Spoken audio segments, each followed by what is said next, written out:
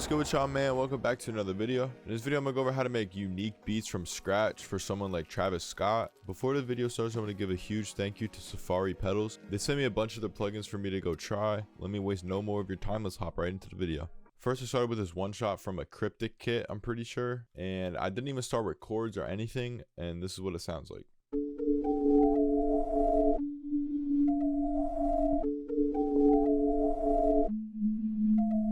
Let me break this down a little bit. The first thing I did was just lay out some bass notes, and it just goes from D, D, D to A. And then I added another note on top of that and give it a little bit of a higher tone. And then I added these two notes, and then this is what it brought me.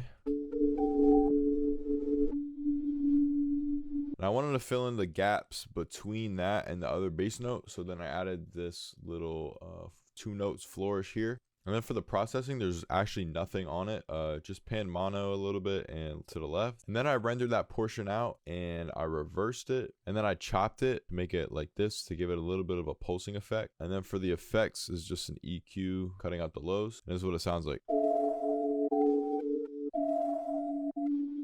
Next, I added this one shot from a cryptic bank again. All I did was make a D minor chord. All I did was pitch the second note up an octave. And then to just end it off, I just pitched up this A up an octave. And this is what it sounds like.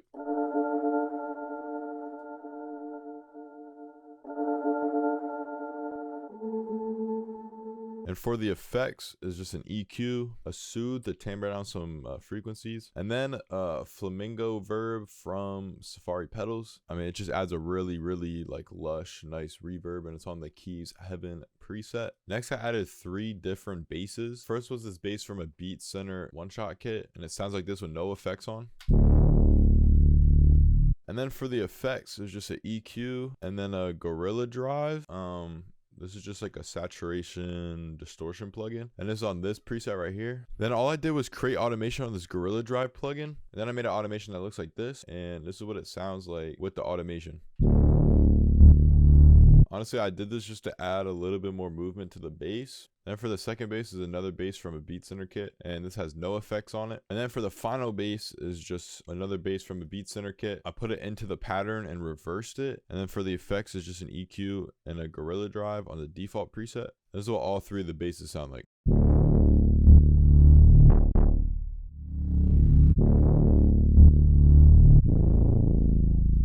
And then to my favorite part of the melody is like this delayed one shot. Literally the pattern is just a D note, and then I added some delay on top of it, and this is what it sounds like.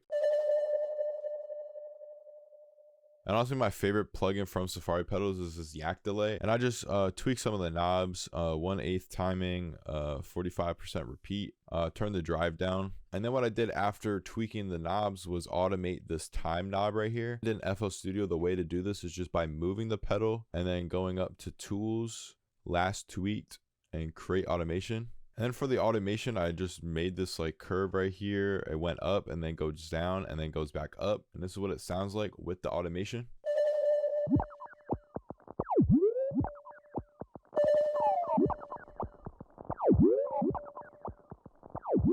And then I just rendered it out and chopped it up to make it sound like this. And then for this part right here, all I did was take this, chopped it, rendered it out, and reversed it, and it sounds like this.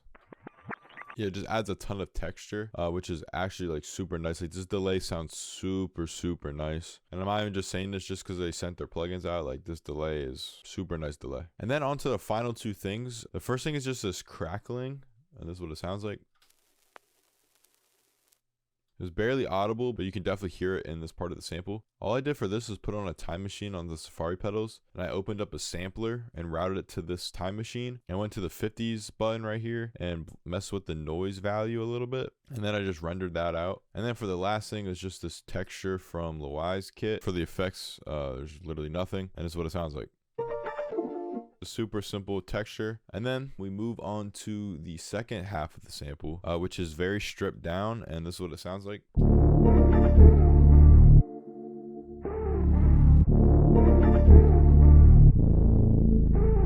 You guys know I love to add vocals, and that's exactly what I did. And for the effects, it's just an auto tune, and then a EQ, and then an EQ, little Ultra Boy with these settings right here, a compressor, Flangus, RC20 retro color on the Vinyl 3 preset, a Gorilla Drive just to add a little bit more saturation distortion to the vocal, a Decimort, this is a super nice plugin. It kind of filters out the vocals a little bit, and then just simple reverb and another EQ.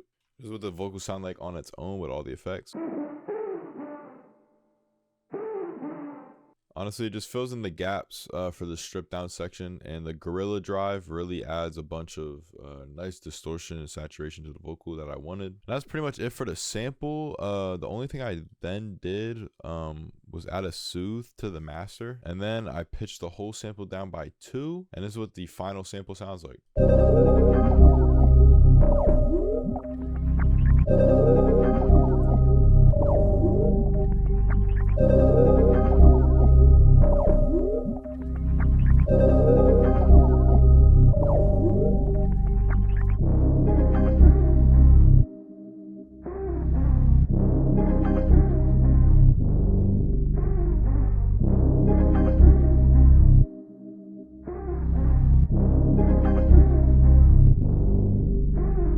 Immediately after making the sample, I knew I wanted to add drums, so I rendered it out and exported it into another project, and we're going to switch over to that one right now. Alright, so now we're over at the other project. The first thing I did was take this sample, and then I just opened it in the Fruity Slicer channel. This is what the Fruity Slicer looks like. I went to here and clicked beat, and then I pitched it down by 2, and then I upped the attack and decay, and then I rendered that out into this, and this is what it sounds like now.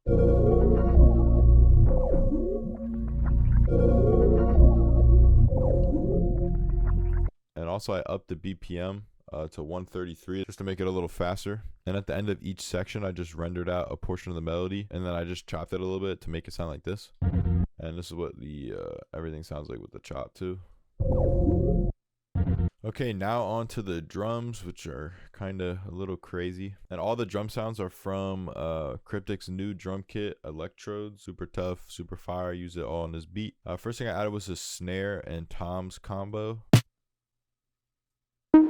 And then for the percussion, I added like these toms and other like percussive elements. This is what it sounds like.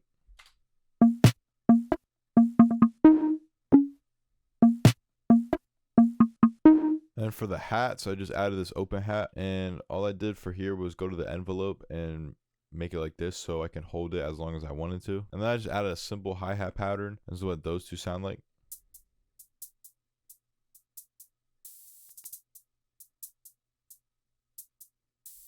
And this is how all the percussive elements sound together.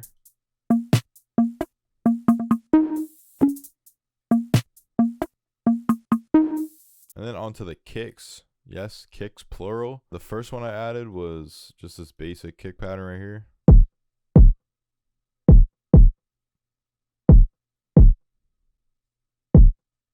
And the second kick pattern was the same kick sound, but then I just reversed it, and it sounds like this. Super weird sound, but this is what the first section sounds like without the 808.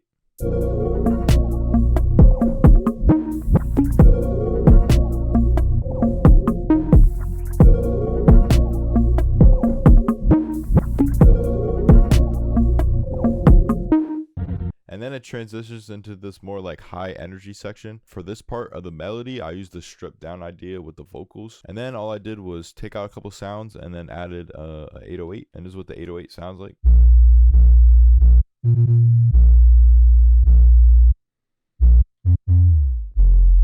super simple pattern. I just added a couple like rolls and a little stutter here and there, and then some slides. And then for the 808 itself is just a gorilla drive on the crunchy loud drive preset. And I turned it down to like a 3% mix, and it adds a bunch of nice distortion. And then I routed every single drum into this drum bus, and I added gorilla drive on top of it to this eating banana preset. And I'm pretty sure I turned the output down a little bit, and it adds just a bunch of crunch and distortion to the overall drums. And as you can see, like, this plugin is versatile for a bunch of different reasons. Like I added it onto basses, I added it onto drums, I added it onto vocals, and this is what this final beat sounds like.